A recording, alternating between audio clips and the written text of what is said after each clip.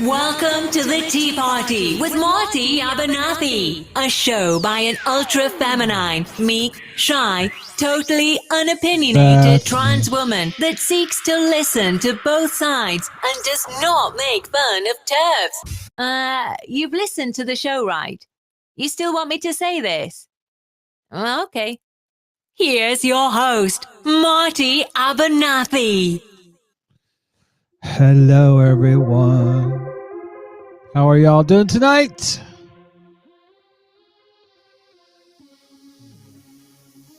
Transition myself over. Get the show started. Get this party started right. Oh, wow. We're going to go with the green screen right now. Because my camera on the main, it's bright. How y'all doing this evening? This is our Patreon. Some random geeks in the chat. Jordan Joan P as well has joined the chat. By the way, some random geeks, since you are a patron, you can go to the Patreon page and you can join me. You or Jamie J or Gamey Gay, as she's known on Social Justice Alchemy.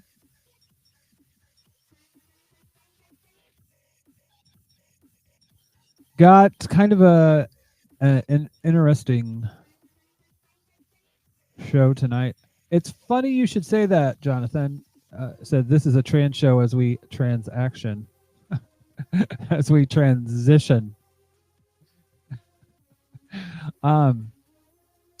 It's funny you should say that because one of our one of our topics tonight is actually which comes first, the chicken or the egg? Which comes first, praxis or theory? My friend over on the Twitters on the ticks and the talks, Comrade Sparkle, created a little bit of a controversy on TikTok, and it's interesting. But anyways, you can find me on all the social media sites if you want to go to. If you want, well, Jonathan, save it for the show. Come on and talk about it. Actually, I think that's what you should do. Anyways, by the way, we're streaming live on YouTube, Periscope, Twitch, Mixer, and Facebook. You can follow us on Facebook by searching for Tea Party Podcast. That's the letter T followed by Party Podcast, all one word. And on Twitter and Instagram at Marty Abernathy. You can financially support the show by making a one-time donation by going to trans.fm or by becoming a monthly patron at patreon.com/Marty Abernathy. That's MartyAbernathy. That's right. I need to pay her to do me some new drops because Mixer is no longer a thing. Periscope's no longer a thing. As of the end of this month, I hope that Twitter comes out with some type of live a thing we can go live with. It's interesting. Like Periscope, literally, they've just put it out to die. It's the most bizarre thing. I went to Periscope to kind of to look at what was going on, because I've always liked Periscope, but the only reason that I didn't use it was I would have to spend a lot of money to essentially get, because the bit rate, it's boring stuff, I'm sure, for you people. But the bit rate is just, it's really low. Compared to all the other streams.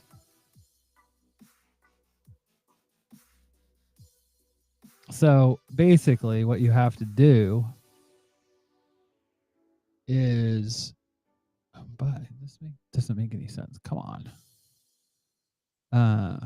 This is automatic white balance.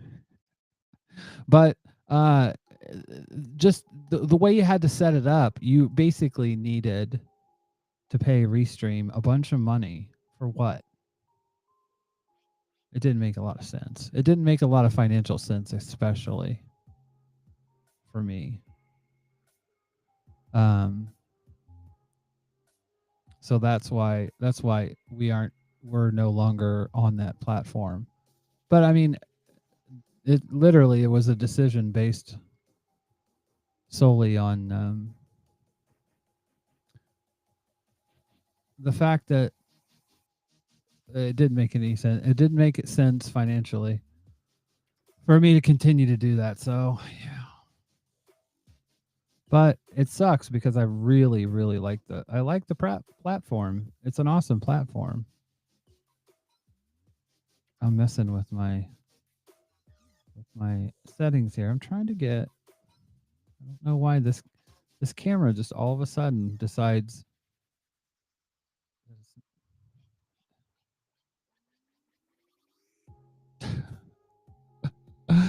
Oh dear.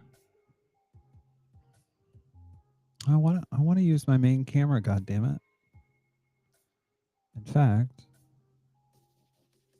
I'm just gonna turn this light down.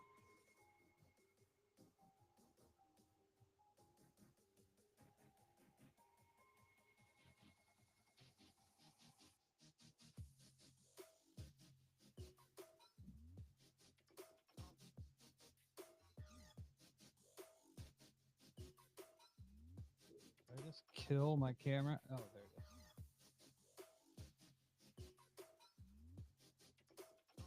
Anyways, come on back. You can do it. I believe in you. Oh no.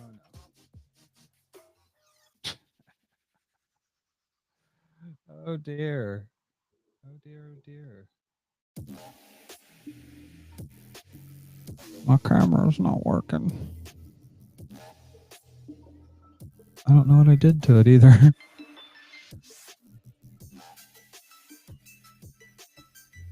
Anyways, let's see. Oh, some random geek there. Hello. Hello. Everything worked. Yeah, okay, everything's working on my end. Yeah. And yes, new look slightly. It's because new PC, and so I had to so I actually had to get a webcam as well. And hey, it's working. It's work. But also, it's kind of like what the position is. At least how it is right now in the stream, it's cut off the edges. And so you don't see my bed over there not made, and you don't see a bunch of junk on the bookcase right here, or at least the audience can. Maybe you can. So that's the kind of problem with the wide angle lens on my webcam, and the position is it in because I used to have a laptop that's right in front of me, so the webcam would have been right here. But yeah, so that's why everything is out. The hair is out because I showered. So don't call me a dirty commie. I at least showered today. Well, this is good. I'm proud of you.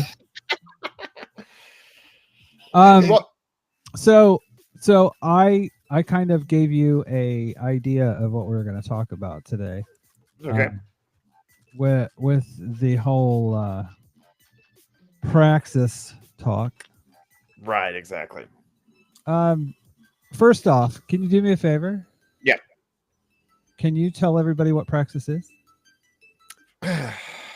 Ooh, that was you put him on the spot. I think praxis is really just providing things the people that they need, that the institutions, the current institutions like the state or capitalism or anything like that, that they're not providing, the necessities of life and something like that, as opposed to as opposed to the liberal way to do things. Oh, there's people not going hungry. Well, let's go to the city council, do a meeting, go to the town hall, saying there are problems with people going hungry, and then the city council or the state representatives or the government will be like, okay, we'll put together a task force, which is always given to the military team when you say task force, or we put together a committee, or we run some meme testing as well, and we'll figure out the proper ways to like provide people with food and see if it was within the budget and so on like that, as opposed to a practice of like give people the food.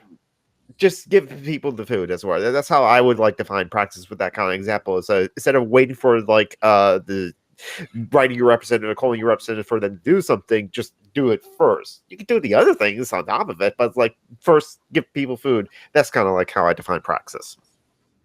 Well, and I tend to think of it as under communism, under Marxism, it would be the way that the work gets done, basically. Yeah. My camera's being a total asshole right now. Literally. I want to show you this. Okay. This I reached for the phone. So I am.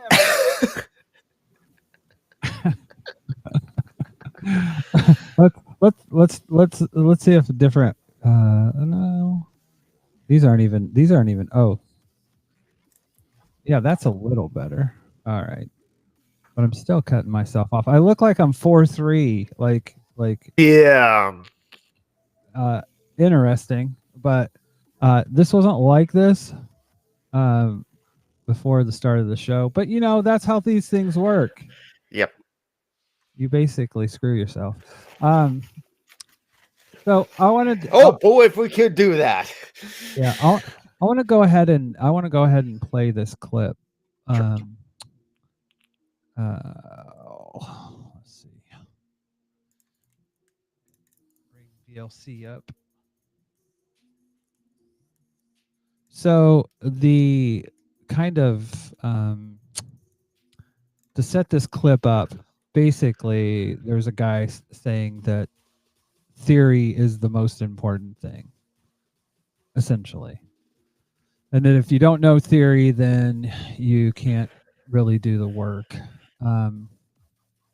And I said myself, I think it's a chicken and egg kind of thing. Yeah. Because you know, you can't have one without the other. And I honestly do feel like that's where Comrade Sparkles was going. You can see me now. Hey. Hey.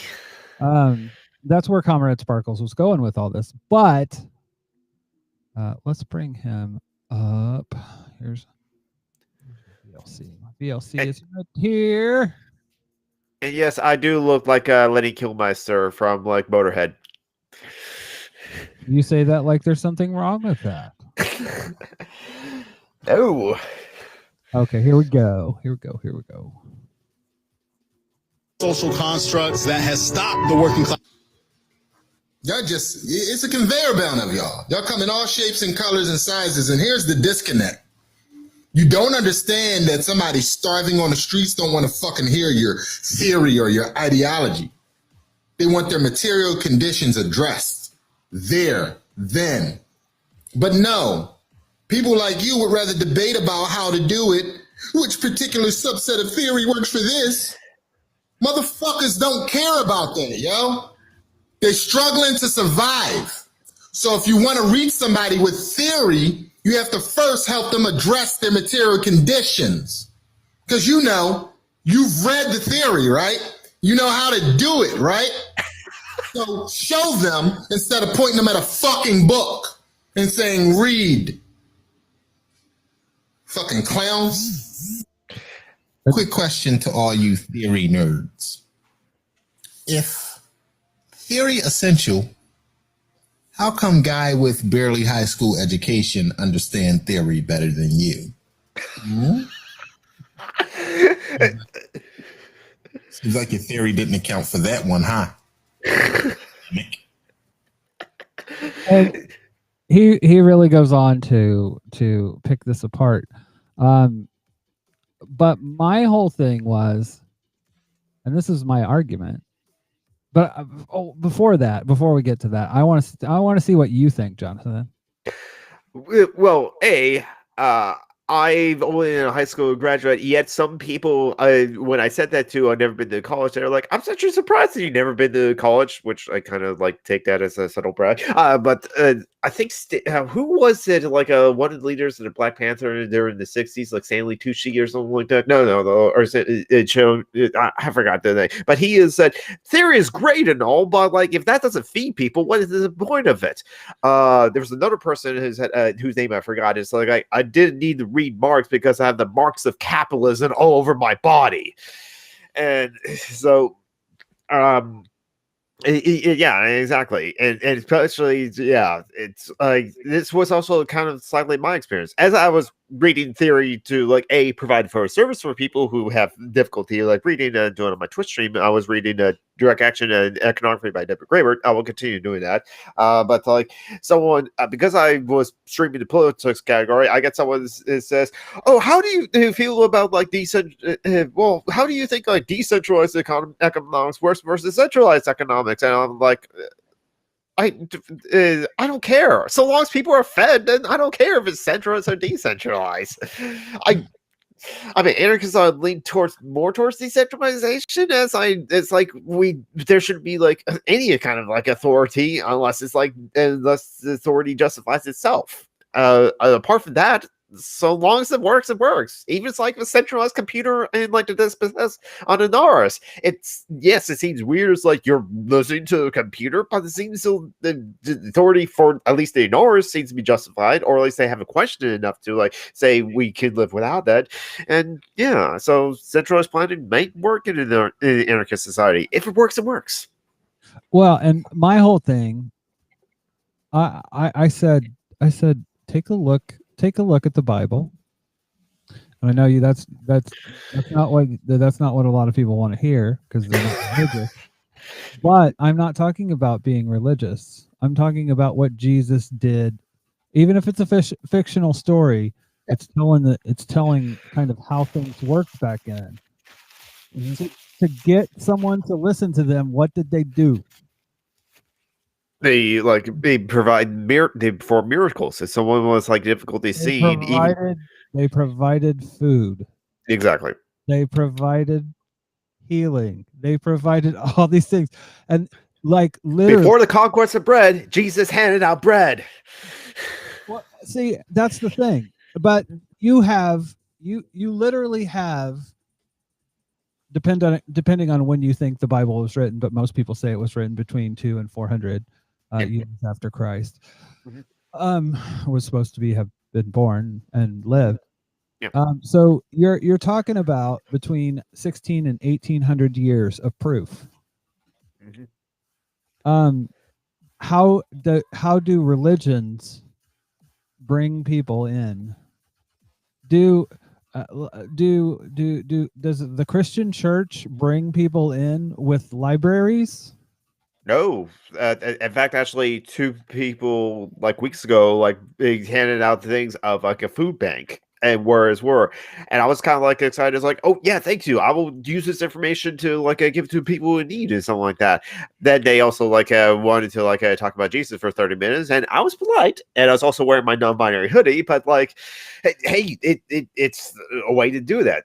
Actually, my stepmom can literally say she's very devoted to the Catholic Church, and I haven't like brought up my problems with Catholic Church to her as out of respect, but it literally saved her life, which is why she is so dedicated to the Catholic Church, as it were. So hey, it shows that it works. Improve people's material conditions, and they can be faithful. Well, and that's what I think. I think you have to open up people's mouths and feed them before they'll open their mind to hear what you're going to say. They're more likely to hear what you're going to say if you feed them. I mean, the Black Panther parties also learned that like nutrition was very important for like children, which is why they set up the breakfast like program to like provide nourishment for the very needed like children in their community. The Black Panther Party was so popular and so effective that the government of the United States infiltrated the group. Hmm. That's literally how good they were. Yeah, and I think it was the breakfast program that finally got like the FBI to like look into them, and or like their medical program. They tested 500 people for sickle cell anemia in like the time that they were around, and on a shoestring budget with like limited resources that they have, that's quite an achievement. Well, and again, it's like between you look at that, you look at all the different things in history. If you're talking about any religion, if you're talking about Islam, you're talking about ISIS. How do they recruit people? Every time you see them talk to someone, they'll say they said they were going to provide me money. Mm-hmm. And it's basically about subsistence and about having poor people that they can use to forward their movement. But I don't necessarily want to use people like that. But at the same time, you have to use tactics that work, and those tactics work. You can say it's bullshit, or that it's not fair or whatever. But there is literally over 2,000 years of proof. I mean, if you look at David Graeber's book, where he talks about how much the 5,000 years of debt, I mean, you're literally seeing the exact same thing. It's about money, and it's about how kingdoms use money to build power, to build armies. And it goes throughout history. It goes through American history. In the Civil War, in the Revolutionary War, those people went to war for one reason. I mean, it wasn't because they were dedicated to the cause. For most of them, it was about providing a living. Yeah, I mean, like the revolutionary amongst the populace wasn't like that popular at the time, because like they were like, why do we want to fight it? Because they didn't think that their material conditions were going to change that much. It changed much for the founding fathers, the mercantile class, because they say they didn't want taxation without representation, which translates to they didn't want taxes. But yeah, that's an effective way to like employ the army, was to be able to feed them and provide them with like money for assistance in order to live. Yeah. So I think I think that definitely I think theory is important. It's kind of the infrastructure underneath the work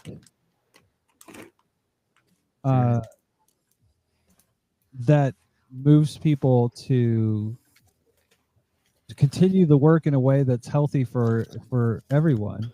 Yep. But that being said, I think it's definitely it sent me down the rabbit hole of that old saying about what was first, the chicken or the egg. Do you know what the actual answer is? No, I need to brush up on the confusions. No. Neither, really. Basically, I thought it was a Trojan thing.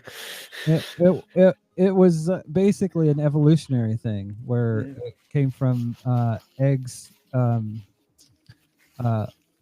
the ocean, and then those developed over time when animals came out of the ocean. So that was always like my answer. Is like I said, my joke answer. What started first? A single cell organism. Exactly.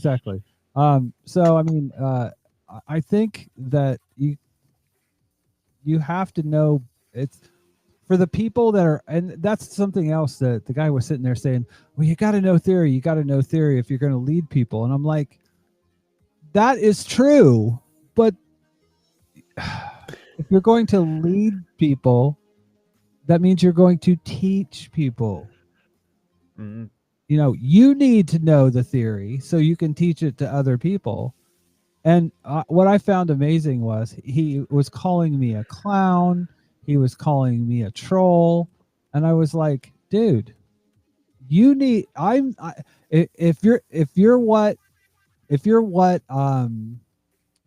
I'm what you say I am, if I'm all those things, you're people like me, you're going to have to bring to the table.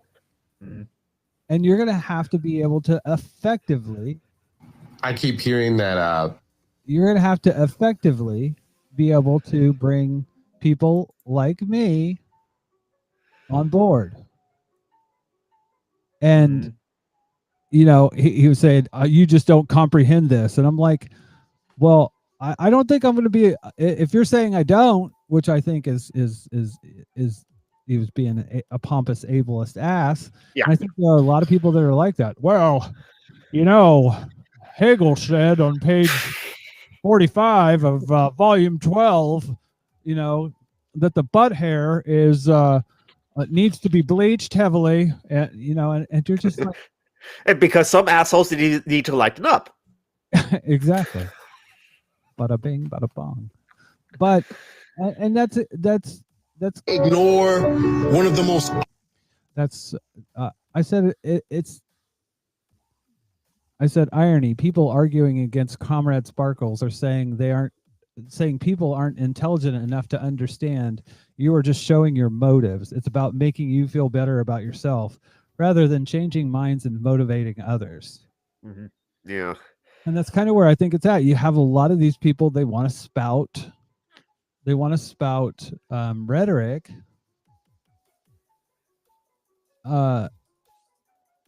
Comrade Sparkle says theory was born out of struggle.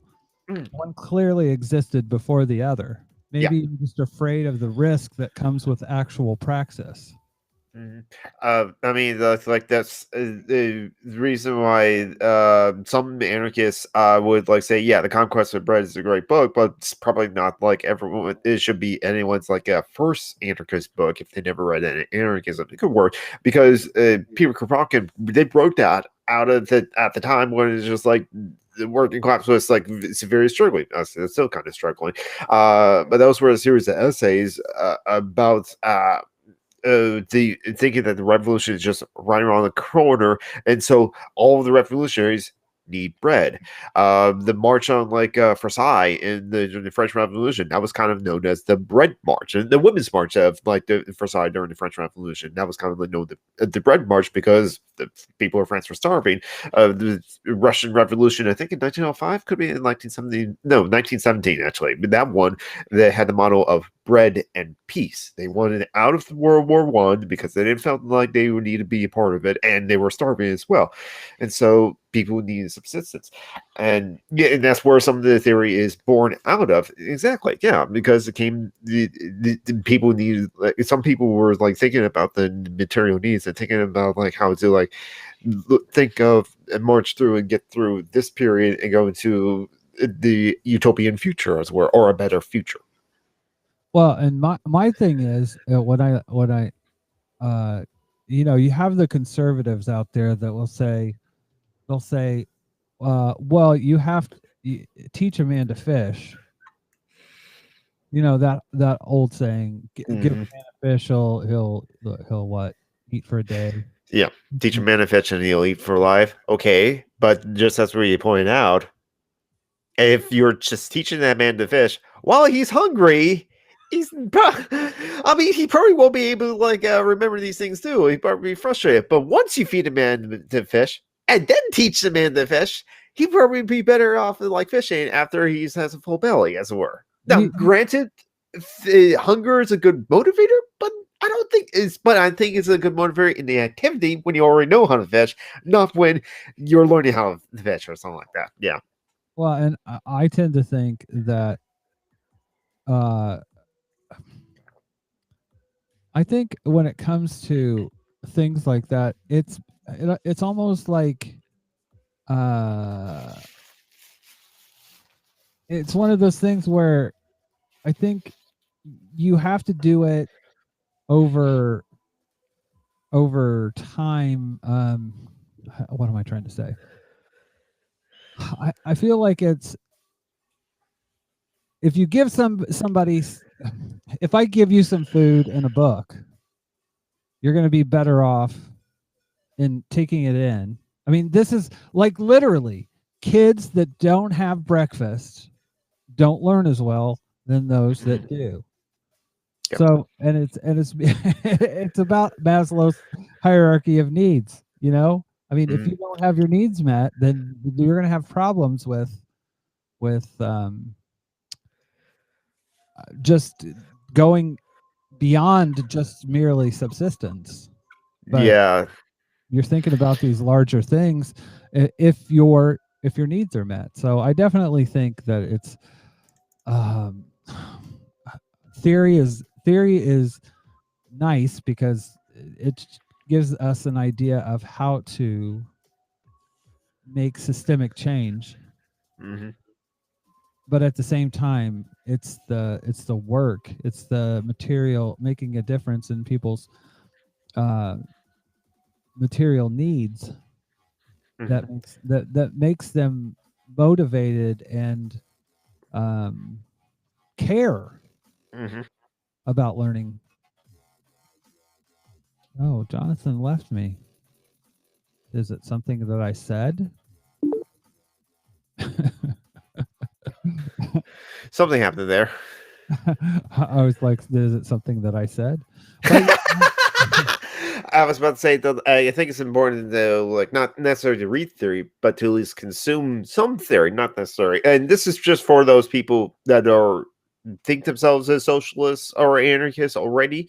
It's important to like know some of those things, just for the occasional questions of like, when some people ask, "What's your political ideology?" I'm anarchist. Oh, what's that? And then you can like answer and give your answers. That's which is why audiobooks are great for those who can't read, because I have trouble reading too. I be staring at the ebook or something. I'm looking at these words on this page, but my mind is thinking about like a totally different conversation entirely that I'm planning to have with like other people, or just like what happened last night, or like that scene from Monty Python. And it's just like I'm not not engaging in this kind of information. So audiobooks is like great, like Audible Anarchist, or some people even like get the ebooks and just have like a text to read program. So it's very robotic, but it works for them, and especially it works for them as they're also like playing a video game like Stardew Valley or something like that. So like their one part of the mind is occupied with something else, and then they can like take in the book audibly. So things like not necessarily to read, because yes, it's definitely difficult for some people to read, but at least consume theory as well. But for those who are already anarchists, if you need to eat, yes, you need to eat. So that's important, the most important as well. You need food to eat, clothes on your backs, a place to live, and then what was the fourth kind? I think it's like some kind of like need or purpose as it were, or like something to hope for. Yes. I mean, there's different kinds of food, I would say. Yeah. There's different kinds of food. You can talk about spiritual food, and I'm not talking about Jesus, our Lord and Savior. Even though the church will sell it like that. Yes, but it's about giving, like you said. I mean, the reality of life is that it's hard, and you don't. I mean, I hate to say this, but as an atheist, I don't think that I have an inherent purpose. Yeah. And I have to make that for myself, and that's hard. That's hard. And if you give someone kind of a template, I mean, and that's where I think, because I mean, in terms of where Comrade Sparkles is as far as where he is on the continuum, he's definitely not an anarchist, but I do think a lot about what he says and take it, and I have to admit a lot of what he says makes a lot of sense. So anyways, I wanted to talk a little bit too How often are you? I wanted to talk about you for a minute. How often are you streaming? I depends. Sometimes I guess I want to like try to at least like stream like twice or like 3 times a week. I also do Social Justice Alchemy each Sunday as well. So Really? Tell us about that. Social Justice Alchemy is just like a group of just anarchists that sit around yapping about like whatever, the cats, dogs, the weather, cosplay, anime, Terry Pratchett, The Sims, and sometimes news and politics and other stuff. And we also play a game called Fishy Fashy. Yeah, anything but actually talk about anarchism. We occasionally do this. Sometimes, not often, we'll have like guests on, like some liberals who don't understand what anarchism is, and that will frustrate no to no end. This is my shitty face. But we have other guests on that are also like cool and like fun. Yes, like you. Yes, and that is Social Justice Alchemy is awesome. I love listening and watching and taking part in, because it's like getting together with a bunch of friends, because we are friends. Yes. Some of our friends are kind of slutty. Yes. You know who I'm talking about? Yes. And some are on boobs a lot, but fuck, I love boobs though. I wasn't talking about you, Jonathan. I was talking about Leto. But I know boobs are pretty. Boobs. Well, I mean, who doesn't like boobs? Because they were most people were fed by them. So you know. Hi, Leto. We were just talking about you. Yes, we were talking about your boob. Love of boobs. Yes, your boob love. So you're not doing your stream like the readings, you're not doing them on a regular basis, like on a schedule, or because my schedule is really up in the air, because like sometimes I just like work like 12 hours a day. Part of that is because I will spend 4 or 6 of those hours at work just like not doing work and being like on Twitch or like YouTube or like Facebook or like Twitter and all those sort of things. But like, so I do, sometimes I will get home at like 10 or 11 p.m. my time. And so it's just like, yeah, I could stream like a couple of hours like I'm reading, but like, I decided not to. So it's really up in the air of like what I feel like doing it now. Maybe I will stream later today. Maybe I will stream like tomorrow. I'm planning to go into work because of all the work I didn't do yesterday. I'm going to work on like Sunday, just like a few hours. And so I like to like put together a schedule, but it's like no, at this point I don't have like a schedule as to where I stream when I can. You know, a few weeks ago, I talked about, or maybe it was last week. I talked about like outrage farming. Yes. There's another video that I wanted to play on that, because I really feel like, I mean, everything that's happened in the past, I don't know. Probably since Twitter and Facebook decided to go from a linear stream to a what would you call it, like an algorithm, basically. Yep. That I'm moving myself around here, by the way. That is really what fucked with and caused this. That the algorithm is what caused this outrage culture, because it basically, how outrage farming, basically, like I'll go on Twitter and say something about black people, it's derogatory, and then Black Twitter will pick that up and they will just roast the fuck out of me. Meanwhile, the white supremacists will kind of come to my defense, and I'll get followers, and it's just this cycle of outrage. Yeah. That gets fed, and it happens on every social platform. With TikTok, it's weird because they'll have creators that come on. They'll be on for a while. They'll cause all these issues. There was a guy who was called Ra the Ken doll, and he was how should I say this? He was homophobic as hell, but they left him up for 2 months. Wow. He literally told a little kid. He told a little kid that they should get down on their knees. I mean, it was just a really weird situation, really weird videos. But people were outraged by it, which meant that people were stitching his content.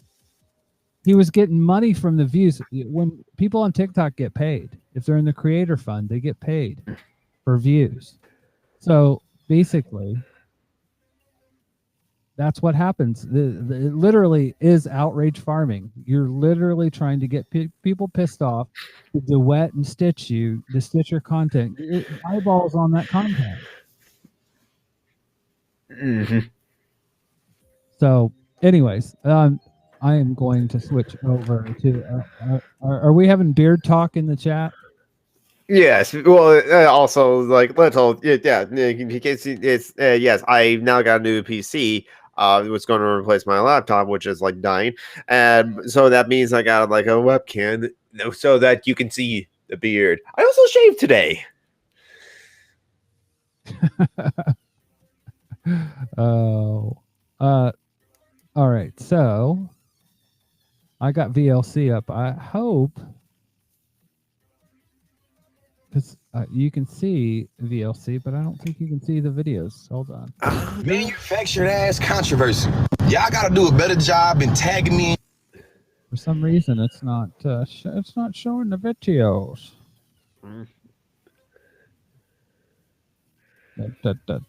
Come on. I don't know why it's not showing the actual videos. That's bizarro. I'm trying to switch over there. Let's see. Actually, let me see if I can restart VLC. And this is compelling stuff here. But I do think it's important that we see and the person that is doing this is it's Conscious Lee. He's pretty popular on TikTok. He's a black TikToker. Manufactured ass controversy. Y'all got to do a better job in tagging me and shit with a person that's obviously trying to manufacture controversy for some views. They obviously be like, how can I make some content that will piss black people off and make it where everybody wants to stitch, duet, and comment on my video? I'm going to say some anti-black shit. These old overseer ass content creators create these pathological ways of manufacturing outrage, and it's like, you're not slick. You a penny hustling ass motherfucker too. You ain't got no dignity, no morals. You'll sell your own damn ethics for a couple views and a couple cents. Got these old bullshit ass ways of being an anti-black apologist. Got these old pseudo intellectual ass ways of being a white supremacist sympathizer. I ain't got time. Y'all gonna let these folks virtually gaslight y'all with racial illiteracy into a whole bunch of money, huh? Everybody wanna come out of the black struggle, don't they? And y'all wonder why I call them overseers. A bunch of scraggly ass Anglo-Saxons trying to penny hustle off the backs of black people to make a living. That's literally what an overseer was. Stop falling for the manufactured controversy. Manufactured. I think that is right on point. I think that's exactly what's going on here. I think that's what like the gaming creators or like the YouTube gaming gamers that weren't the Nazis ones or weren't the obvious Nazi ones, or any of the like other anti-feminists or anti-social justice alchemy, does the comic gate crowds that they were just like manufacturing that outrage as well, geeks and gaming and all these other like so many like reactionaries on YouTube and those stuff. They just like even like some of them like kind of like admitted like yeah, I once I did like the feminist stuff, like I got a lot of reviews. I got a lot of views. I think someone mentioned that like Thunderfoot was like lamenting how he had to like pay for his like father's like cancer treatment, and it was like going to be a struggle. But after he started making like anti-feminist videos, like videos on Anita Sarkeesian, he stopped complaining about that so much. Wow, look at that! And then he made a lot of that content as well. Getting that sweet cash. I mean, that's basically what it's about. Mm-hmm. Well, and I have Parlor installed on my phone, and the only person that I follow is actually Carl Benjamin.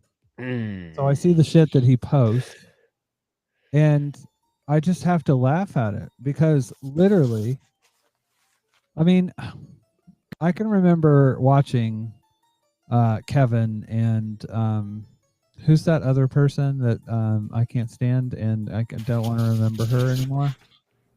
Someone unimportant, Winter or something. Kelly Summers or something. I don't know. Yes.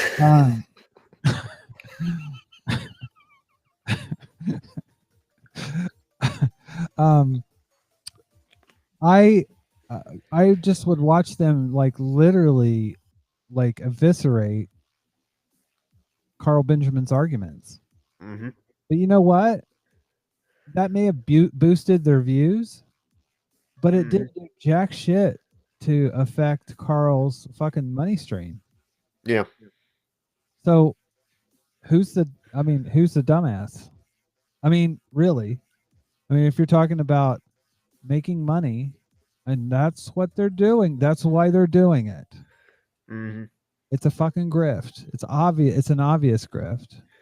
Yep. And I just feel like it kind of sounds like a conspiracy, but it's really not. It's just, why can't you stay, Leto? You don't love me. It's late at night for her. She might be tired. Who knows? Have a great night, Leto. Thanks for showing up. Love you. Good night, Leto. But yeah, I mean that literally is like, that has no impact. You can fucking throw a milkshake at these motherfuckers. It doesn't. They don't care. They don't. No controversy is bad controversy. I think even Carl Gon just like poured the milkshake on himself because he got used to it at one point. Well, Nigel Farage did hide in the bus. Leto said it's late and I'm exhausted. Also, you have a new patron. Ah, well, you know what that means. Me, you, and Jonathan, and maybe Jamie on the next monthly Patreon, which is the third Saturday of April, and the third Saturday of each month. That's what it's turning out to be. So, anyways, thank you, Leto. So, like, I don't know what the answer is. Like, how to make this kind of, how to neutralize it, because I think it's literally an output of, because the media basically folded when all these corporations started firing people and consolidating. Yeah. Journalism isn't something that it's done for money. It's done for eyeballs. Exactly. There used to be, I remember reading a book by Ryan Holiday, Trust Me Online. He kind of mentioned that when news that used to mean northeast, west, south, went to the subscription model, that's where it's just like you're paying a subscription to, because you're trusting the source of word, New York Times and Washington Post, and we have our criticism of those the institutions as well. But when it went to the ad-based model, that's where it's now all about the clicks and all about the ads, and so we're more than anything else. And even like Noam Chomsky would point it out. It's like, you notice how like 60% of the New York Times is like ads or something like that. So just to not necessarily to say don't never listen to the New York Times, but to be critical of it. And this is another thing that other people will point out, that like a Washington Post, you only get 10 free articles each month. New York Times, only 10 free articles each month.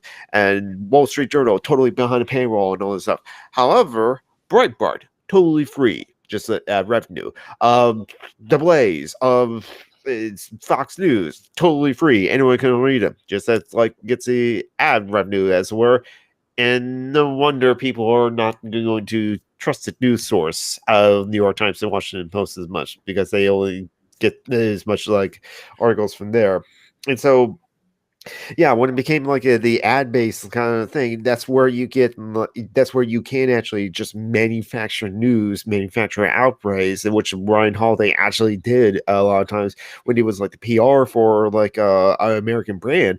He would actually literally lie to reporters, bloggers that would just need to like write an article that day, and if it was causing some controversy, like Abercrombie & Finch is like selling like nudity nude shots in a ad in like India or something like that, that causes controversy and outrage. You know, it was totally manufactured to. And since Abercrombie & Finch just happen to have a new line of products that are coming out in the spring, and so it works like that. Paid advertisements also a thing as well.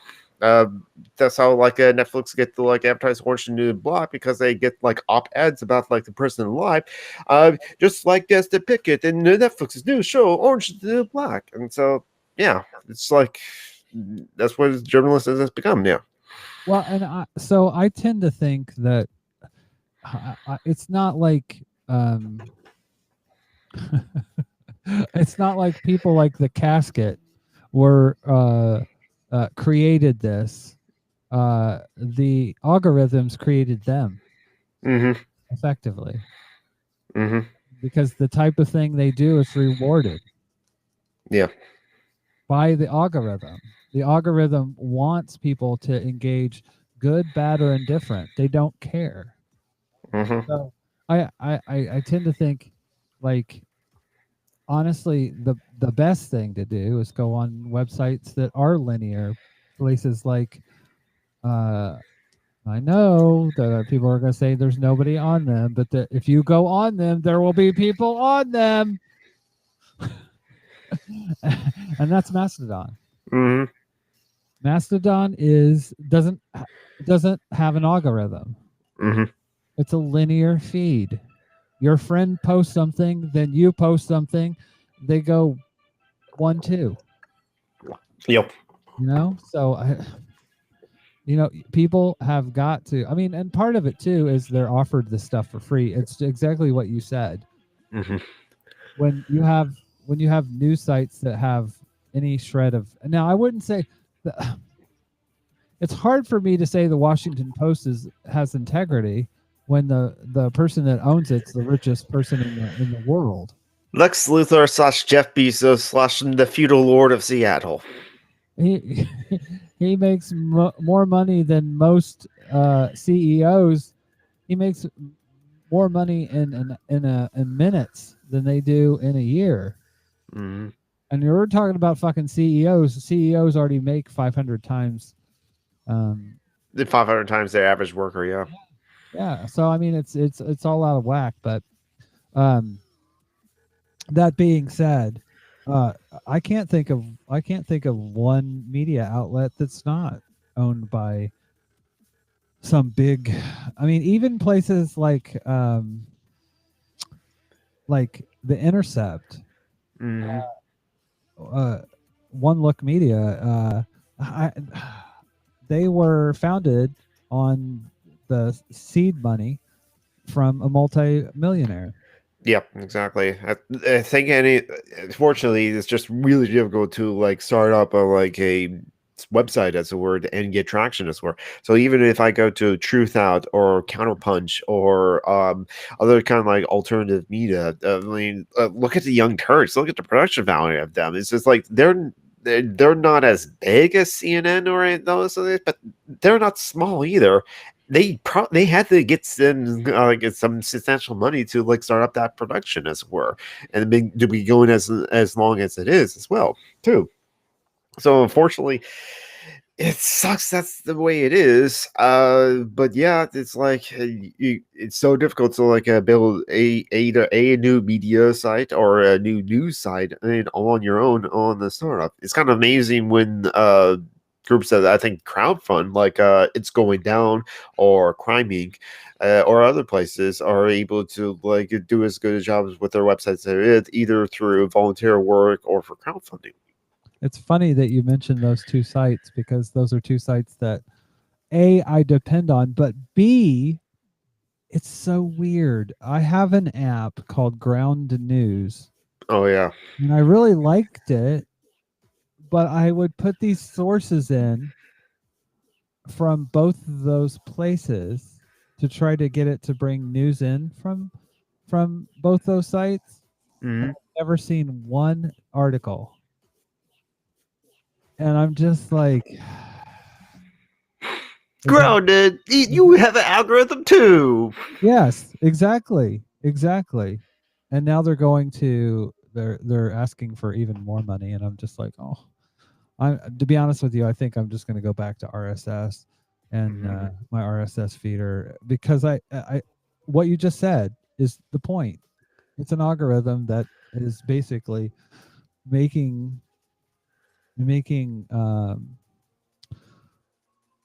getting the news almost impossible. Yeah. By the way, this is a bit lighter. I wanted to play this because I thought it was hilarious. Tell me what you think about this. Stop abortion at the source. Vasectomies are reversible. Make every young man have one. When he's deemed financially and emotionally fit to be a parent, it'll be reversed. What's that? Did the idea of regulating a man's body make you uncomfortable? Oh, I wonder how women have felt all these years with people telling them what the fuck to do with their bodies. You should mind your fucking business.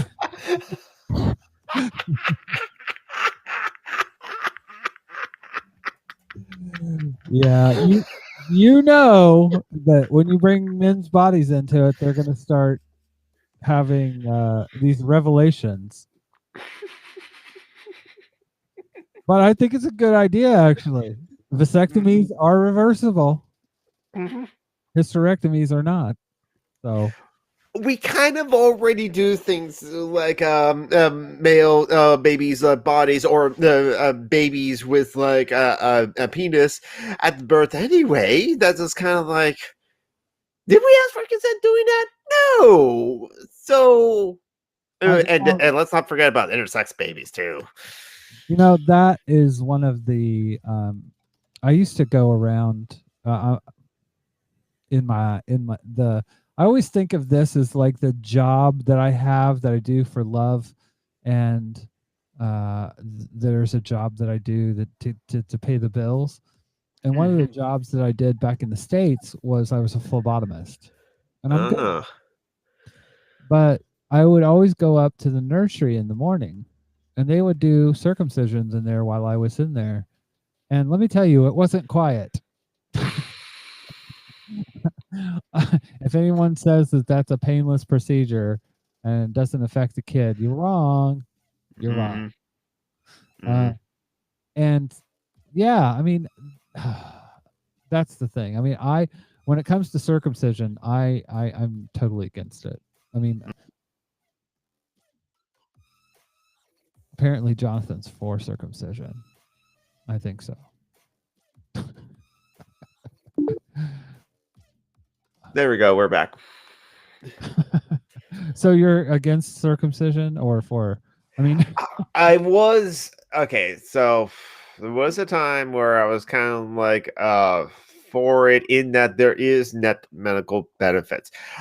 But when I had to like address and face the bodily autonomy issue, as far as like, yeah, I don't have a good counter argument to the body autonomy issue, so I'm against it for that on that basis. Well, and ultimately, that is what I that's where the argument is for me on Mhm. everything, Mhm. on marijuana laws, Mhm. on drug laws. You Mhm. know, I think you ought to be able to have heroin if you want it. Mhm. It's literally your body. You should be able to put whatever you want. Now, here's the thing. I think smoking is absolutely horrible. And it's horrible Mhm. for you.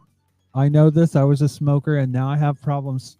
I have problems breathing because of it, and that's never Mhm. going to get any better. Mhm. Thing is, once you've done damage to your lungs, it doesn't come back. You might have you're going to stop any damage that you have, but the the other stuff's not coming back. Mhm. So, but people have the choice to do that to their body. Mhm. You know what I'm saying?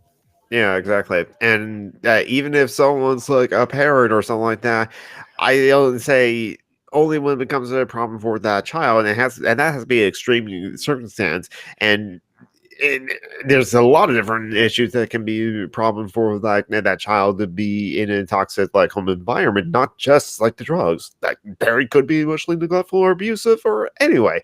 So if and that's also up to the child as well if they want to like leave none and should be able to like leave in toxic environments as well. Oh, and so but if they do all the right things, so what if they smoke a little weed on the weekend or something like that? And for many people, it actually like helps them calm or like helps relieve their pain as well. And so maybe like children would be like scarred for having like a heroin mother or a heroin daddy, but it's like it's going to be really even if I present that as I'm still not going to say this is why we should outlaw it. I will just say that if that is a problem, that will be a problem to face otherwise. But children having like bad parents, heroin is not the only thing that causes that. And banning something never makes it go away. I mean, it Mhm. never It does. just makes it illegal. It makes it go underground. Yep. And so when it goes underground, like with sex work, as it were, and those people have other problems, either with like heroin for like overdosing and they need help, or for like a sex work or for like a rape or assault, as it were, or if they can't go to the police because they're doing something illegal and afraid of being like getting punishment for doing something illegal, a victimless crime, then they're not going to like help from the institutions that's supposed to help them. Yeah, I'm still anti-cop, and I know cops are bastards, but still, or they probably don't want to go to the hospital where they can get treatment for the assault, the rape, or the drug overdoses were because they were afraid they will get in trouble with the police showed up because they did something illegal. Well, and you can't tell me that drug laws weren't put in place to punish black people because I know for a fact that they were because I sold drugs all through high school. Mm-hmm. I was never arrested. I was never pulled over. I was never searched. I was never Mm-hmm. it never happened to any of my friends.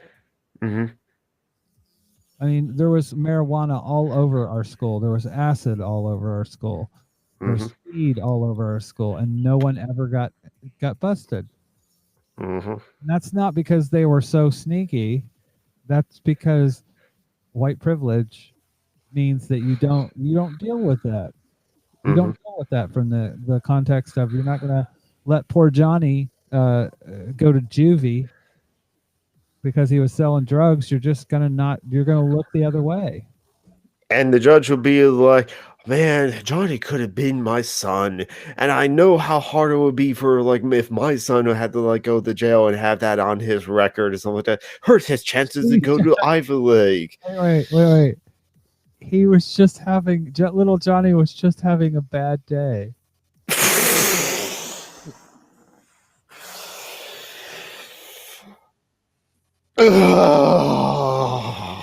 Was that What? was that the most cringe thing that you? I was embarrassed for that cop.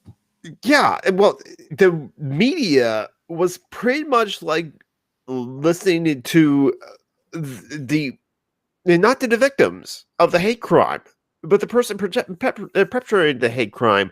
Johnny needs to play football, damn it. Oh my God, I was so in trouble. I could tell you about like college sports teams and how, when you look at some of those college sports teams, they did terrible things, but they were going to the Rose Bowl. But like, the media listened to the white supremacists that gunned down and killed 8 people. The media would say 2 of them being white, while Korean media was saying how like 6 of them were Asian Americans. And it's just, he's just having a bad day. He was addicted to sex, which is why he was gunned down like the Shaj poppers. By the way, oh my God. So, I want to talk about that. That's not something that I was actually going to talk about tonight on the show, but I want to talk about sex addiction. Mm-hmm. There's no such thing. I actually feel a little differently. There's no such thing, Jonathan. You cannot be diagnosed with sex addiction. There's nothing in the DSM. Now there are hypersexuality and different things, but sex addiction is not a thing. I can only go off of what I heard. Is like it's only when it gets really extreme, like a person like content warning for discussions about like frank topics like masturbation and violence to it. One person like is so addicted to masturbation that they like masturbate so much to bleed. So maybe in that case, and I would go with like addiction as being the clinical sense. It's like it is a problem when it's like you do it. That's a behavioral problem. That's not. So it's more of a compulsion thing. To be clear, since apparently here we go. I want to play this. Let's see if I remember how to do this. I think I do. I think I remember. I'm gonna have to pull this over onto my green screen.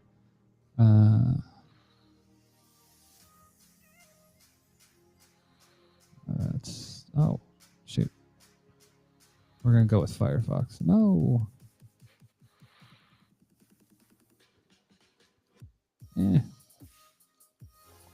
apparently I wasn't enough. This is not a terminology issue. This is an actual definitions issue. Sexual addiction is not a thing. It isn't that you call it one thing and we call it another. It isn't that we've updated the name. It's that what you know as sexual addiction was made up by the evangelical church. This person stitched me saying that what I said is the equivalent of saying that manic depression isn't real, when we all know it's the old name for bipolar disorder and it's just an outdated term. Okay. No. It's me saying hysteria is not real, and also bipolar disorder happens to exist, and yes, they technically have some of the same overlapping symptoms. At the end of the day, that's two different conversations. Yes, there are a few real disorders that can impact sexuality. Hypersexuality is and there they are listed. Those are things that impulse control disorders, okay, and, along the line. And this is what I said in the comments. I said this kind of thing harms couples. Men are shamed for their sex drive, and women are told they are defective or sick if they enjoy sex too much. And people who aren't evenly matched sexually can and do cause harm to each other in ways that are diagnosable.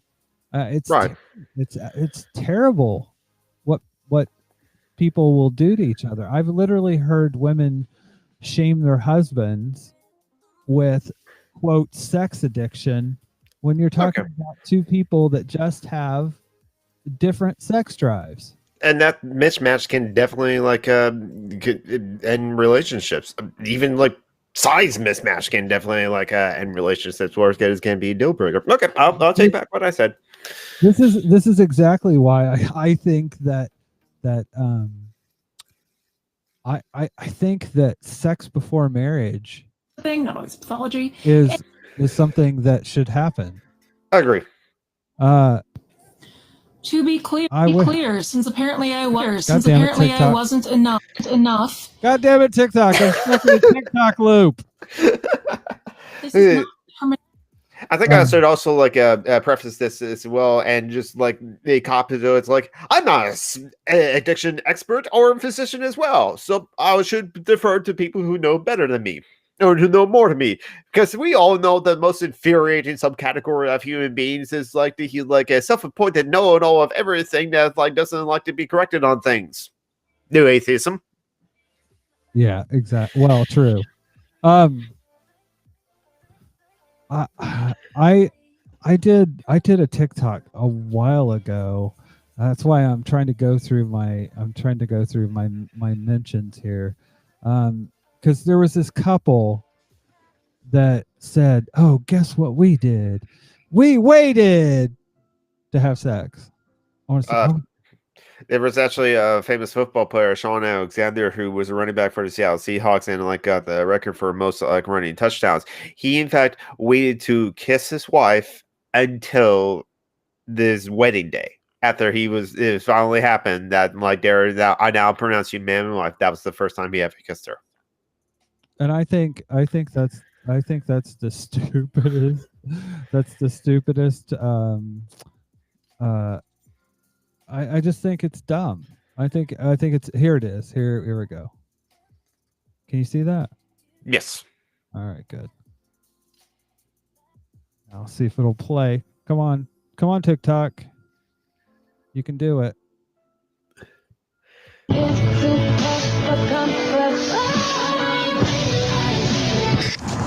You be you, but this is some of the worst advice ever. So much marital dysfunction comes from people doing this kind of thing. You'll have men that say they have a sexual addiction when what they really have is a sexual partner that doesn't have the same libido as they do, or a partner that doesn't enjoy the same type of sex they do. In any other way, people tend to see if people are matched, be it socially with your friends and family, or physical intimacy. Are you attracted to them physically? I mean, really, do you wait to get married to kiss or cuddle? Essentially, what you're saying is that sexual intimacy isn't important and that you should make it a lottery. And for what reason? Purity culture. If you want to play Russian roulette with your sexual health, then go right ahead, but I think it's a bad idea. And that's pretty much what I think. And I think we can also add this to the discussion about consent and how important consent it is. Sex with Emily, I would always say communication is lubrication.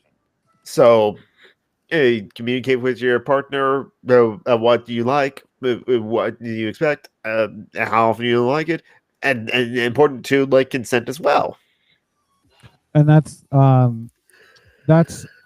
there's a video that I don't know where it went into the ether, but a woman sat there and she said she went on a date with a guy and consented to sex, and she said when they started going at it, he started doing the whole pounding her, and she was like,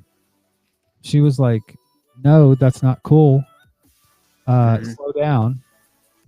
And he did for a minute and then continued on. And she said she just waited for him to finish, and then she told him to get the fuck out. Mm-hmm. She said, I am not a vessel for your pleasure. Mm-hmm. I'm here too. I'm a person. So I thought that was really right on the money. But I think people they have this fairy tale notion that you're just going to have the same sex drive. You're going to have the same likes and dislikes. And so many people get disappointed. Or even finishing at the same time. Well, yeah. Well, and there's so many things involved with that. Men will finish and then they think that's the end. If your girlfriend or boyfriend didn't have an orgasm, then you still have work to do. Yeah, exactly.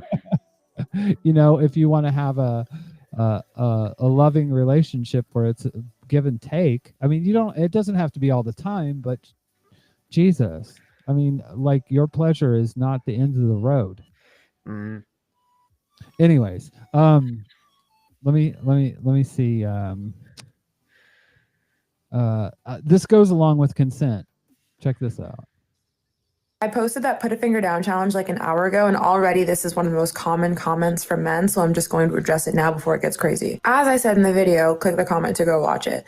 But when you repeatedly, not once or twice, but repeatedly ask someone to date you when they've said no, that's really problematic. And I totally understand why a lot of men don't see it that way, because we've all been socialized to believe that persistence is key. Think of all the movies where a guy is really interested in a girl, but she keeps rejecting him throughout the entire movie, but then near the end, he kind of gets fed up and just throws her up against the wall and they kiss and then they fall in love. We're all socialized to believe that the more persistent you are, the more likely you are to get what you want, and she's going to be okay with it. And that, contrary to popular belief, is actually extremely dangerous. No means no. And also, kings, you shouldn't have to beg someone to like you. Know your worth. And if the person you're interested in can't see your worth, then they're not for you. The person you end up with should like you for you, and you shouldn't have to convince them of that.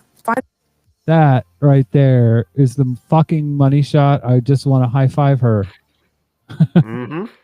I mean, that literally is the thing. If somebody doesn't love you for you, then don't fucking try to convince them. Move on and find somebody that appreciates you for who you are. Yeah. People are not things for you to.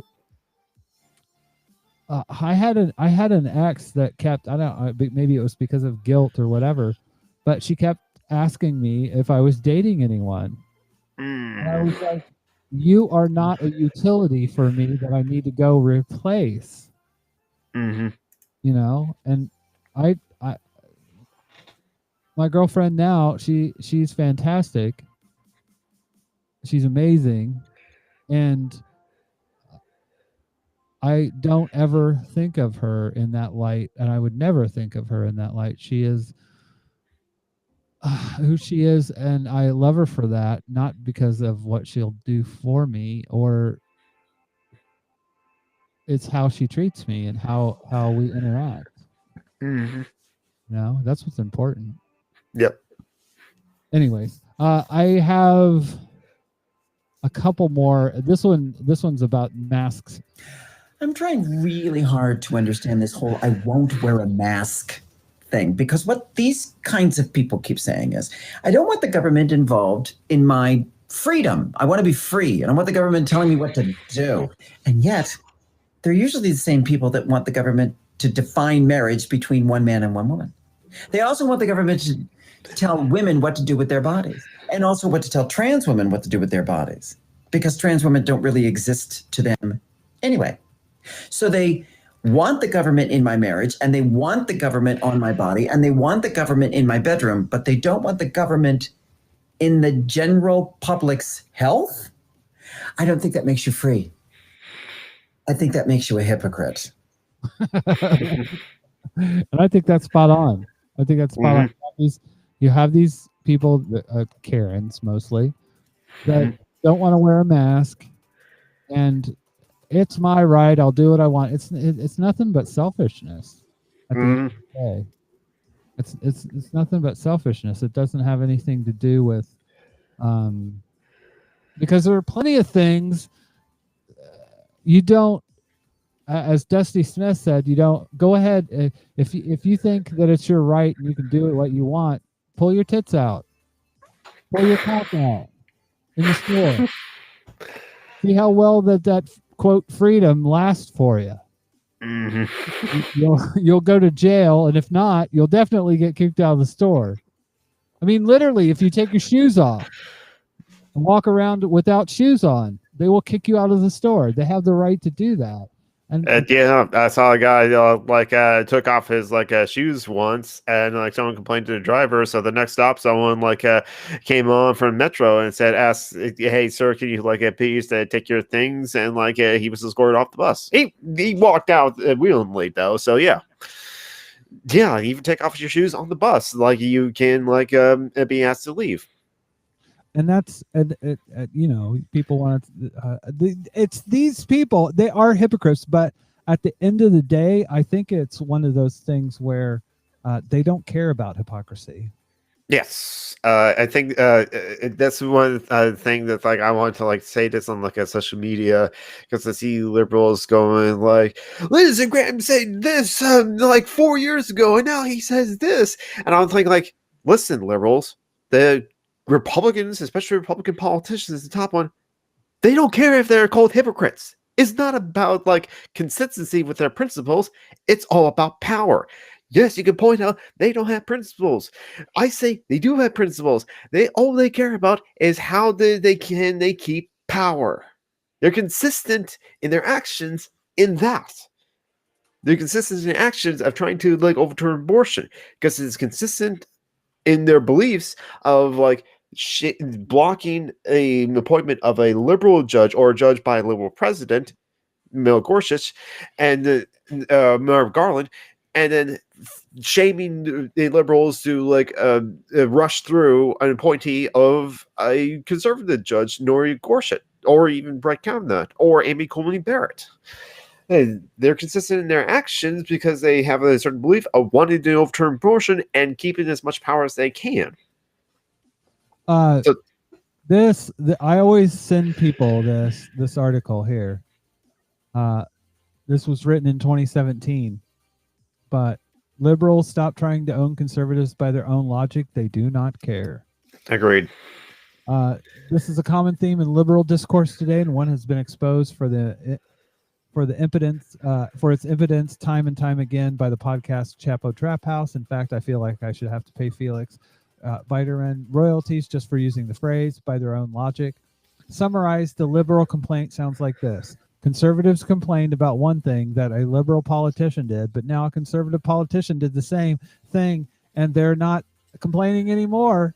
It's a simple charge of hypocrisy, and it's very stupid. Why is it very stupid? Because it presupposes that the original complaint was made in good faith based on some kind of principle and wasn't just ill-informed braying of a jackass mob.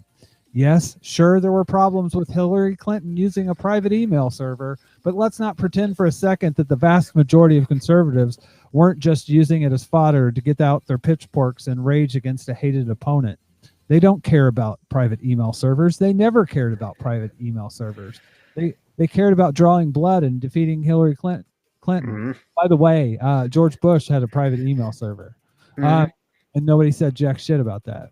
And they certainly aren't going to care about Trump using a private email server. He could text Putin the nuclear codes tomorrow, accidentally copying Kim Jong-un, and then launch a warhead into Texas, and they'd find a way to rationalize it within 20 minutes. Sean Spicer would be standing behind the podium in his big giant suit and rave about how sharing the codes is actually showing toughness. And Kellyanne Conway would grin her ghoulish grin on CNN while extolling the virtues of the North Korean work ethic. And then Trump would tweet about how cats are wicked, and the entire political right would nod along in confused agreement. Mm-hmm. And it's so fucking true. The past election at certain districts, there were Trump supporters outside the election offices saying stop the count. While in other districts they were saying count the vote, because if Trump was ahead, stop the counts. If Trump was behind, count the votes. It was all about that. And it was like, what was the other point I had in my brain? And then I forgot that. It was like another example of the hypocrisy that's like, or how the hypocrisy doesn't work. You can't shame people that are like shameless. That's one thing. Yep. Well, the Benghazi, Hillary Clinton, Benghazi. They had 7 congressional hearings on Hillary Clinton about Benghazi. It wasn't because they cared about what happened in Benghazi. They did it. If Hillary won the presidency, they were planning to do more investigations on Benghazi, wasting taxpayer dollars to shame and demean Hillary. And it was effective because I had a former coworker that actually believed the Benghazi thing was real. I blew a gasket at him and it's like, no. And even my other conservative coworker said, listen, there was like a lot of things that happened in Benghazi. It was unfortunate, and it was like it was neglectful, but it could have happened to like any politician or any like a Secretary of State. No police officers died in that, and No public building was no public American building was penetrated by. Well, here's the thing, though, Jonathan. In this article, it continues down a little bit. Yes, it's hypocrisy. Of course, it's hypocrisy. No shit, it's hypocrisy. But to scold conservatives in righteous disbelief and then wait for them to own up to their contradictions is a fundamental misunderstanding of the nature of politics in America today. It was always bullshit, and it is obvious bullshit. If we're still here talking about it like we expect them to experience some sort of epiphany, we are way behind the curve. An enormous part of the country makes its political decisions based on emotion and hatred and prejudice, not cold, hard reason. And that won't change no matter how many times you bludgeon them in the head with their monumental inconsistencies. It's cognitive bias. Mm-hmm. Jonathan, you left your car. No, that's someone else's car. I don't know who it is. I don't even have a license to drive. Jordan Joan P in the chat says this is true. Conservatives don't care about facts or logic. They want you to get in your face and tell you you're just trying to cancel / silence me. Well, yes, you're and she also said she is a very good actress, talking about the video that I put up by Andrea Billings. Okay. A very good trans actress. Nice. She also does some follow her on TikTok. She does some really hilarious Lauren Bacall commercial. The commercials that Lauren Bacall did for a coffee, High Point Coffee, I think, something like that. It was a decaffeinated coffee, and they're pretty funny. She's actually a really funny actress. But going back to conservatives, yeah, this is why I've always had a problem with when you platform people like this, they've already won, because you've given their like, if they say the capital, it was BLM. If you put that on television, then you are giving that narrative air. You're saying that it's something that is worthy of being debated.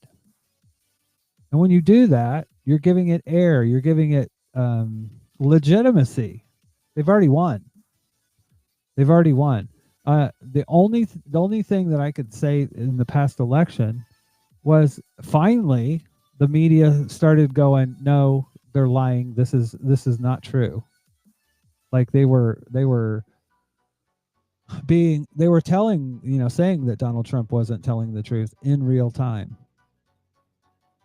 They finally stopped airing the presidential addresses or press conferences when they realized he was just telling flat out lies. They would oh wait, he's telling flat out lies, and cut the feed. Yeah, and but how long did that take? That was 3.5 years into his administration. So by the way, when I wanted to play one more clip actually. I think I have one more. I may have two more, but have you heard all the stuff where people were talking about trans people disclosing whether they've had surgery or not, or if they were trans, not disclose, that trans women need to disclose. I have heard of that discourse before, and I certainly have my opinions on that. It's it's up to the trans women if they want to or not, but they are not obligated to do so, I say. Well, and gay men are the worst when it comes to trans rights as far as sex goes, and literally this next clip that I want to play is kind of points to that. It took me a little bit to get to this because I have had to process the stupidity that you said here for a while. To put never, ever, ever just makes me feel that you. By the way, it says, I'm gay man. I'm gay man. I think he meant I'm a gay man. I gay man, superhero of maximum gayness. I am gay man. Yes. And I would never, ever, ever date a trans person. Not the equipment I like, and I don't the baggage of constantly having to validate them. Well, I think they would probably be tired of constantly trying to understand what you're saying. But this is where she's going with this. Are like transphobia with sprinkles. Saying or doing something transphobic and then saying, but I respect you, is still transphobic. Also to say, I don't have the time to constantly validate. I don't think any trans man has the time to deal with a little asshole like you, so I don't think you have to worry. I don't need, as a trans woman, validation of my womanhood from my partner. And I don't think most trans men need the validation of their manhood from their partner. Can you stop playing with the door? And that wasn't even the conversation I was trying to have. I'm trying to talk about how cis people see us as nothing but sex objects, and that is what they entirely base the respect they give us on. I don't think it's transphobic that you don't want to date us. What we think is transphobic is that the respect you give us is based on how much you want to fuck us. Period. It was like fucking mic drop. And that's the truth. That's the truth. These people base their opinions on trans rights on how bad they want to fuck us or not fuck us. And there's misogyny in there somewhere. Yep. And you know, that's what I find interesting more than anything else. When you have these turfs and they'll talk about trans women aren't women, blah blah blah blah blah. And that cis women have a much higher rate of violence, blah blah blah blah blah. The reality is that anyone that doesn't fit a cis-het normative vision of what a man is, or they are seen as women or like women, they are punished. Yeah. Whether it's somebody that's looked at as gay. I mean, homophobia and transphobia are all born out of the same thing. Hatred of women. Yes. Because trans women, oh my God, they're getting rid of their penis. That golden thing that we idolize from the time we're born. No, I'm serious. Yeah, you're right. Like literally, okay, so you know about the cliffs of Dover, right? Yes. The white cliffs of Dover. You know what make them white? No. Chalk. Ah. So, and I live in Southeast England, so we have chalk in everything. We have chalk in the water. But right outside my flat or apartment, there is exposed rock, and it's got a high chalk content to it. So when part of it breaks off, the kids will run over there, get a piece of it, and they'll start drawing on the sidewalk. And guess what all the boys draw? Penises. Oh, penises everywhere. Penises and balls everywhere. And it's just like, why are you so fascinated with this? Yes, you have one. You don't see little girls out there drawing vaginas, drawing clitorises on the sidewalk. Now imagine if that did happen, how society would react. But I'm just like, Jesus Christ. It's something that's so fucking bizarre. But men are so focused on their bits. It's just it's disturbing. The naughty bits. Anyways, Jonathan, we're going on, what are we going on? An hour and a half here. Yes. Is there anything that you want to pitch or anything like that? So this Sunday at like 7 p.m. UTC is Social Justice Alchemy as always. This Monday though at like 3 p.m. Pacific, 6 p.m. Eastern, so that will be like 10 p.m. No, 11 p.m. UTC, I think, or 10 p.m. UTC.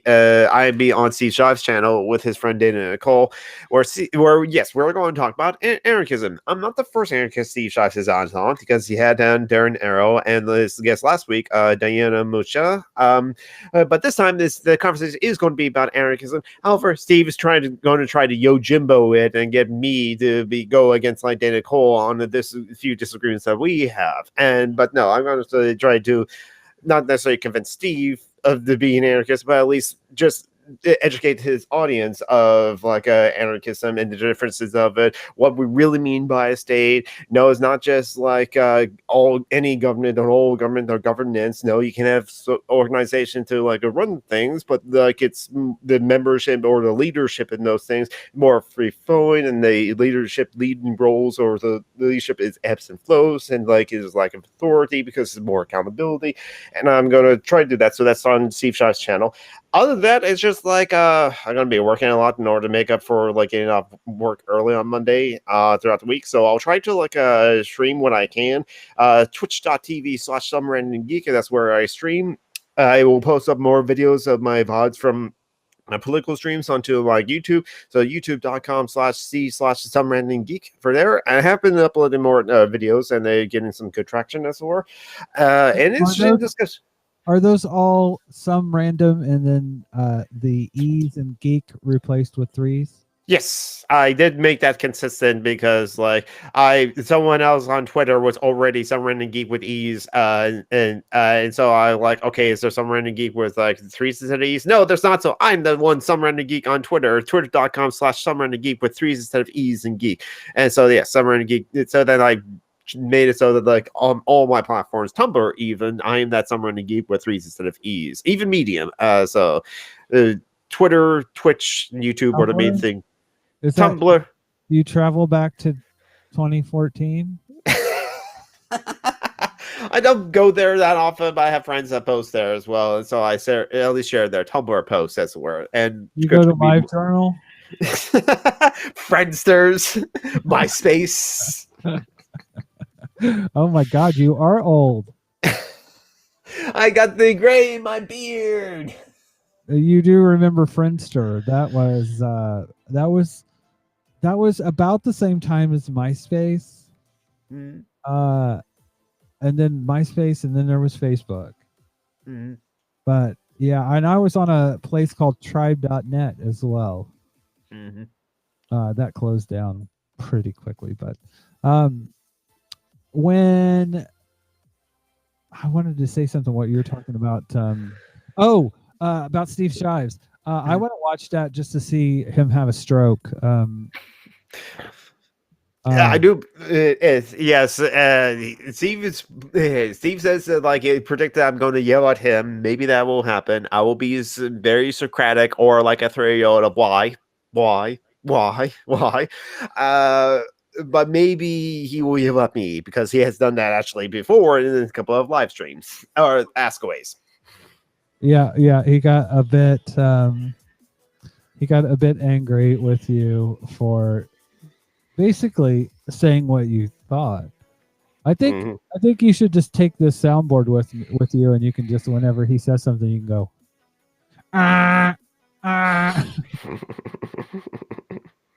So yeah, that stream on Monday should be interesting. So, but that's it of all my pitches. Just gonna be on the interwebs when I can and stream when I can. Well, that's good to hear. Thank you for supporting the show. Thank Leto for becoming our latest patron. Hopefully she'll be on. Oh, by the way, here's my little secret. Oh. Called Control Cast, and check this out. So I literally have the same thing right here. Oh, nice. It's green, so basically the green screen kills the buttons. But but yeah, I'll be using that more on the coming shows. I do shows, as most people that are watching this know. I do a show on Wednesday and Saturday because I don't want to mess with social justice alchemy. Mm-hmm. Even though I'll miss part of it tomorrow. I don't know. I think my boss knows that I listen to the show and they schedule me on days that you guys, so I don't get off until 8:00. Mm. Which I love that you use UTC though, because that's the same thing as GMT. Mm-hmm. So it's basically my time. It's London time. Oh yeah, that's right. While America has like spring for about an hour last week, the rest of the world is doing next week. No. I have to say something for my partner. It's not America. It is the United States. Right. Or as I call it, the imperialist corporations of white supremacy. Well, that too. Brazilians are very touchy when you say Americans because they are Americans. Yep. They're in South America, so therefore they are Americans, which I totally get. But you know, the people in the United States don't think of anybody but themselves. Yeah. Which is sad. But yeah. I don't really I used to live in Madison, Wisconsin, and somebody asked me if I moved back to the United States, where would I move? And I said I would either move to Portland, Seattle, or Madison. Because those are three places that are super progressive, and like you can have a good life there and be protected, have rights as a trans person. Mm-hmm. Things that you wouldn't have Mike Pence as governor. I mean, yep, that type of thing. So yeah, but anyways, I'll be doing the show on Wednesday and Saturday. I'm looking to start bringing guests on because I feel like the show's gotten to a point where I feel like I can handle that. I can do that. I have the technology down finally. I think sometimes a little bit, but I want to slowly add that component in. I do want to have guests on the show, and I may have co-hosts. My son's talked about wanting to do it, and cool. Nick's in the chat a lot, so he's like me. He's not. You don't have to ask him his opinion twice. I mean, he will he will tell you right up front. Jordan Joan P in the chat says, I would like to try out Seattle too. That's the thing when you're talking about places to move, and that's what when I talk to people here, because people in the UK are fascinated with America. I'm like, you could move to someplace like Indiana and you could have a really nice house, but it's Indiana, you know? And that's just the point. If you want to move to someplace like Seattle or Portland, Madison is kind of cheap, but you have to deal with the hot summers and the cold winters. Yeah. But it's one of those things where if you go out west, you're paying the same amount for a house out there that it's an equal trade-off. You might get a bigger house, but you're going to pay about the same amount of money, and it's not cheap. You know, I mean, literally, like, because over here you can't get into a house on the short side under 200,000 pounds, which is about $240,000. So it's not cheap. Yeah. But, if you're the home prices in LA or in Sacramento or anywhere on the West Coast, it's expensive as well. So anywhere that's nice, you're going to pay for. This is what I'm saying, guys. Or you're going to have to put up with a shit ton of snow. But anyways, Jonathan, thank you for coming on. I hope to see you in a month from now. No problem. And yes, you probably will. And will the beard be braided next time, or? I'll try. Maybe if it's long enough. I don't know. The thing is, like, I need to like really practice on braiding because I could have easily braided this for a long time. I just never got around to doing that. Or you could pay somebody to do it. I could. But it's COVID-19 and lockdown. I can't go out and get a haircut. Well, that's true. That's true. Although you could go to Texas because they're open in the state. And Massachusetts too, I think, but Texas is closer. Yeah, it's just like. I do feel like I should be able to travel, for fuck's sake. I mean, I've had the COVID vaccine, then I got COVID, and then I had the second COVID vaccine. So I think I'm like super immune. Unlike gay man, super gay man, I am super vaccinated person. I mean, Wolverine's powers is like an incredibly strong and active immune system. Yeah, that's me, Wolverine. Can you imagine Wolverine getting electrolysis? Let me use that comic book kind of discussion. Wait a minute. Because of the immune system factor, does Wolverine get drunk off of alcohol? And it's like, I think it's been determined, yes, he can, but it takes a lot. You know what I really like? I haven't been watching Steve's. I'll be honest with you. I haven't watched Steve Shives a lot lately. Mostly because he doesn't do the Steven and Steffi, and that's my favorite. But he consistently pounds on when it comes to canon. What is canon is what the writers write. Yeah, that's as simple as that, and I kind of agree with him on that. The characters will do what they do, and if they want to make Wolverine be able to get shit-faced drunk, then he'll get shit-faced drunk, and they'll just come up with some biological reason that the atoms in the alcohol are supercharged by the particles in the blah blah blah blah blah. Or better yet, like in Ninja Turtles #1, the first live-action movie, when Raphael rode on the hood of a taxi cab. What the hell was that? I think it was a giant turtle with a trench coat. Whatever, just drive. Acknowledge that. It's there, but the other characters don't care. So it's like, how is this?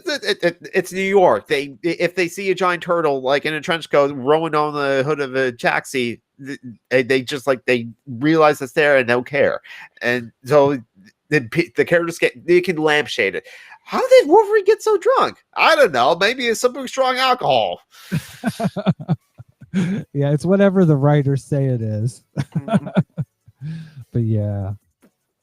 Anyways, Jonathan, thank you for coming on. I will talk to you tomorrow on Social Justice Alchemy, and we'll see you later. Because I'm not holding you to anything, Jonathan. I'm not saying you have to come to every live stream I do, but it's appreciated. Okay. Yeah. I don't no want problem. Don't get fired. Yes, I shouldn't get fired. Like, yes. I want you to be able to keep doing your material aid to our friends, and you won't be able to do that if you get the shit canned. So, yes. Jonathan, by the way, we forgot something. The https://charity links dot page. That's right. If you want to help out some of our what do you say, Jonathan? Lasses and badasses And lads, lasses, and MB badasses. Yeah.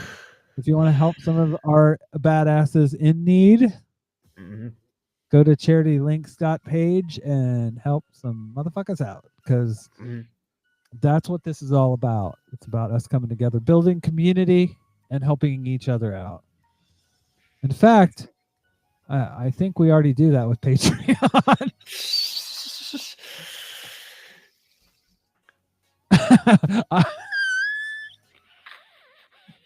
I support Social Justice Alchemy. Jonathan supports me. Jamie supports me, and Leto supports me. I mean, it's like but it is. We show our appreciation for each other that way. And because I want to see you guys continue to do what you're doing. It's important. It's important. Because again, we are building community. We are building a platform for non-bullshit activism, non-toxic activism. Yep. So, anyways, have a good night, Jonathan. Bye, everyone. Goodbye, comrades and potential comrades. And comrades in the future that don't know it yet, and people that are annoying and that aren't going to be comrades, go fuck yourself. That sounded like I was talking to Tom.